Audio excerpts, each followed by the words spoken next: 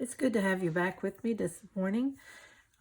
This morning I'm going to be doing another scraps to gift video. I have a video where I show you how to make moonflowers, and really they're not difficult. You start with a circle, any circle that you choose to use. It can be as any size. It can be this size or this size or even a lot smaller, depending if you have a project in mind. Now what I do is I have this 3-inch circle that that I'll work with a lot, and I will just create these little medallions, and then I put them in a bag and hold them for a project that I want to do. Here's a different one that I've got ready to go for a project. You can see that it's definitely scraps, scraps and crumbs, and they're just built on this circle and sewed on. Now, this one, let me show you a little closer up. A lot of times I'll start and build the outside to the inside. And this one I started by laying a piece down in the center.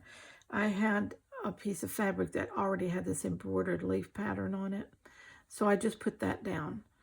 And then I just started adding pieces and, until I got the circle covered. Again, lots of gauzy. You know how much I love the gauzy because it gives me this petally edge, this organic looking edge to it. And so now what I'm going to do with this, since I have this in my stash, I'm going to make a little wall hanging as a gift. And so what I did next was I took this piece of fiber fabric that I had, and I found a little piece of pretty shiny fabric, and I just sewed it to it. I did this on the machine. That, for one thing, that helps the frayed edges not to fray anymore, but you can definitely do it by hand. Then I fringed the top and the bottom. The sides will fringe also, and I'll do that later at the end, but right now I'm just going to leave it like that. So my idea is to make a little flower arrangement using this as the focal point. And then this can be framed out and given as a wall hanging. But I wanted to do a little bit more on the flower, so let me put this away. And what I'm doing is I'm using a decorative yarn that has the metallic threads in it that give a little bit of shine. And I'm just trying to find a little layout here that works, just to put some of that through, okay? So I think I'm going to work with that. Let's just start with this end. I do like my ends to fray out when I'm using the yarns. So let me just kind of tack in this piece with a pin here, so it will kind of stay where I want it. And I think that would do it if I can get this on here.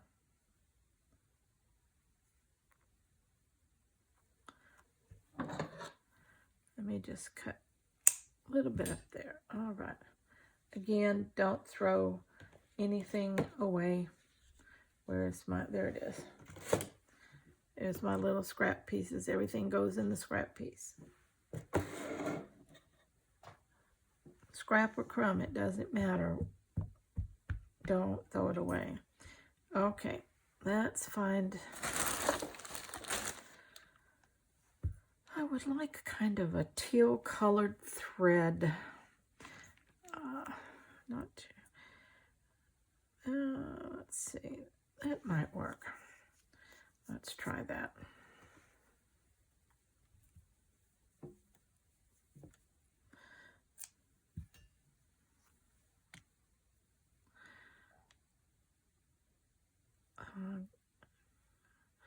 separate and load the needle here. Let's see if I like to work with 2 threads, so let's get 2 threads pulled out of this skein. Yeah, floss here.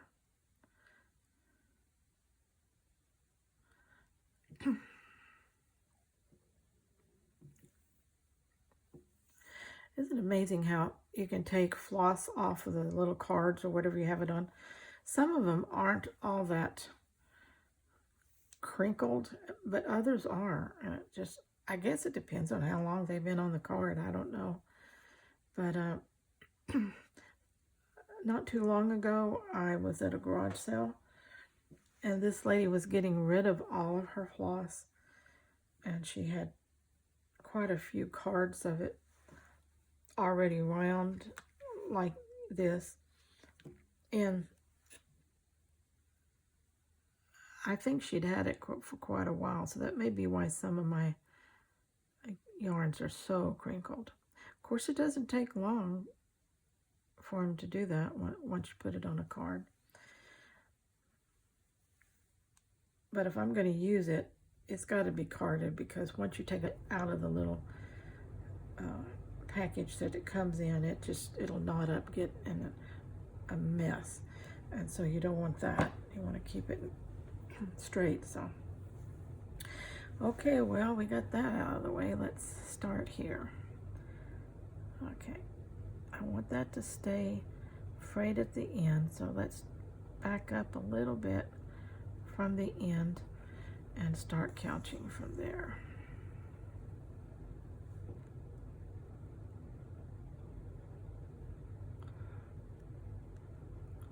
Try to catch all my threads on that end.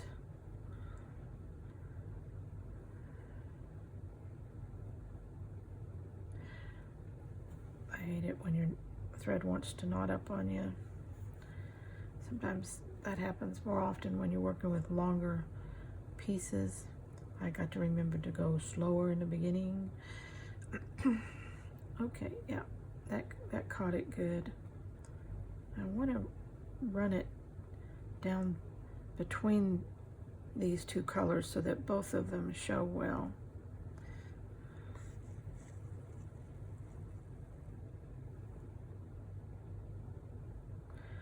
I don't have to couch this, just real close.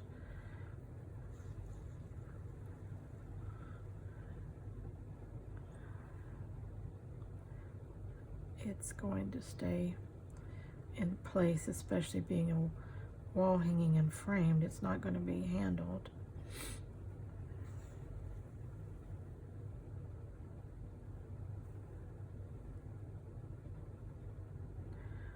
There it goes again.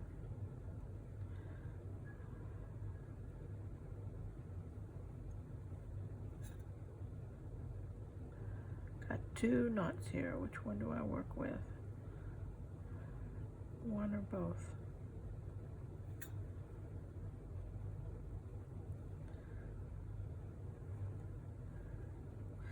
Oh, thankfully. Let me see if I can take that tension off a little bit. Okay, here we go. What is the most aggravating little thing that happens to you when you're hand sewing, slow stitching? I'm telling you, just my thread knotting up on me like that, or me pulling the thread out of the needle and having to rethread. I think those are my pet peeves.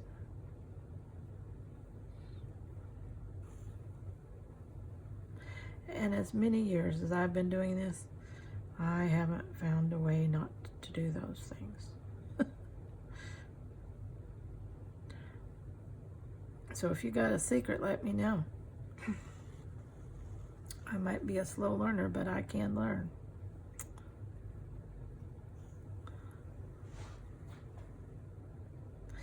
I like how this medallion turned out.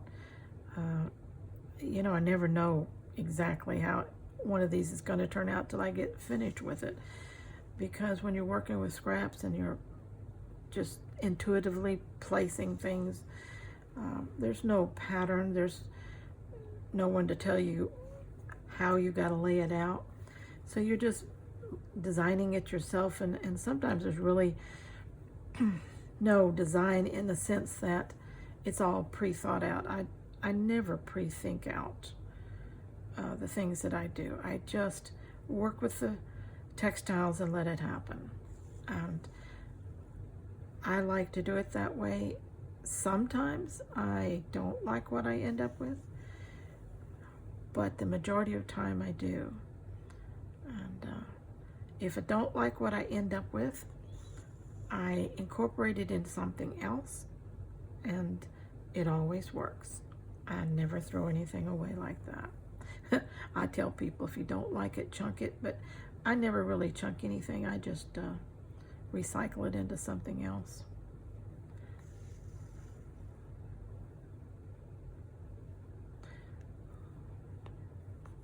These medallions are fun to work on when you're just sitting watching television, or maybe you have a friend over and you're stitching together and you're just sitting and enjoying yourself.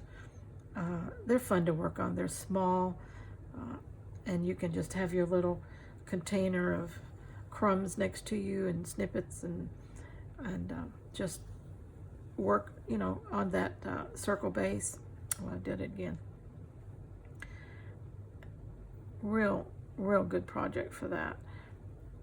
Also, if you haven't tried my Stitching with a Book series, you might try that.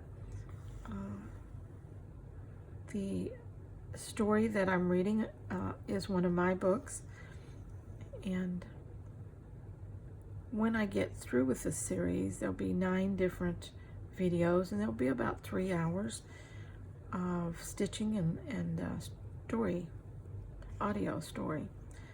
So when you've got time and you're alone and you want to work on something and listen to a good story, well, play that series. I'm going to do one for each of the books that I have written, and I have written 5. So over this next year, I'll be doing that series. Because I know I love to, a lot of times I'll put a audio cassette in, or I'll turn a YouTube channel on that I like, and just listen as I work. It's not that I'm really watching, but I'm listening, and every once in a while something catches me. I'll look up, see what's going on. So I'm stitching during those videos on something of my own, and encourage you to do the same. And we just basically are working together while we're listening to a good book. Spend some time together like that. In our area of the world, winter is coming on, and so we have lots of cold, dark nights, lots of hours when we can sit and stitch, and that's just a nice pastime. So if you haven't tried it, please do. The first book is called Dare She Stay, and I believe you will enjoy the story. Okay, I can take these pins out. Now I'm almost at the top here, and I believe that was a good placement. This little knotty piece here worked in good, gave me some variety. I love to find decorative yarns that have the little shiny threads, what do you call them, in them, because they do add that little bit of sparkle or glitz that I like. And also the little nubby parts, the little interest along the yarn, that's fun to work with too.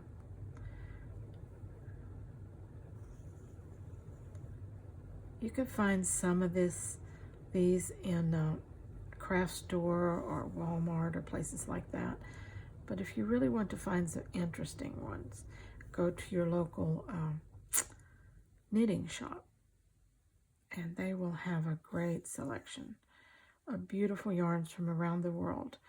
And while they're expensive, They last you for years. So every now and then add one to your collection.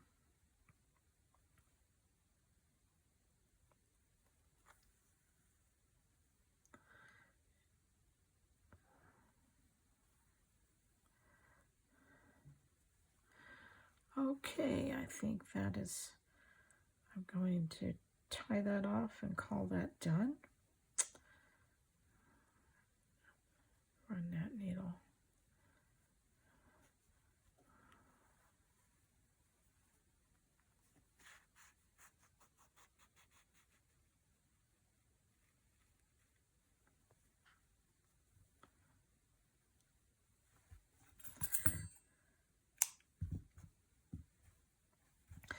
I love to watch other textile artists and to see how they manipulate and use the elements that they prefer to work with. That's really a good thing to do because you get all kinds of ideas. I like to get some of these little scraps off my work area. They get into everything, and I don't want them in everything. Okay, there you go. I just used some Scotch tape to do that. If it's real bad, I'll pick up my packing tape and do it with that.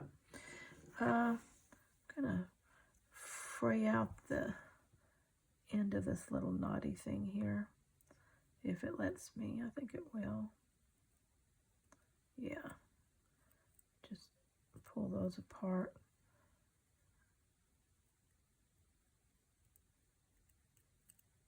Okay.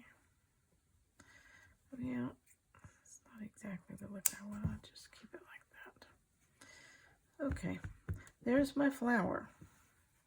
So, now let's pull our background fabric piece back out.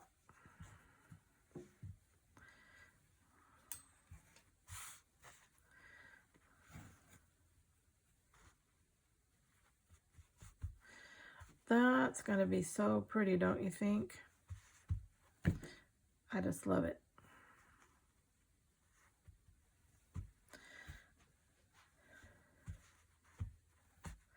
Okay, we're going to hold this video here, and the next time we will be adding some leaves and greenery, stitching that down, and then deciding if we want anything stitched to the background or how we want to do that any further. I hope you're enjoying this one, and come back for part 2 of it. Bye-bye.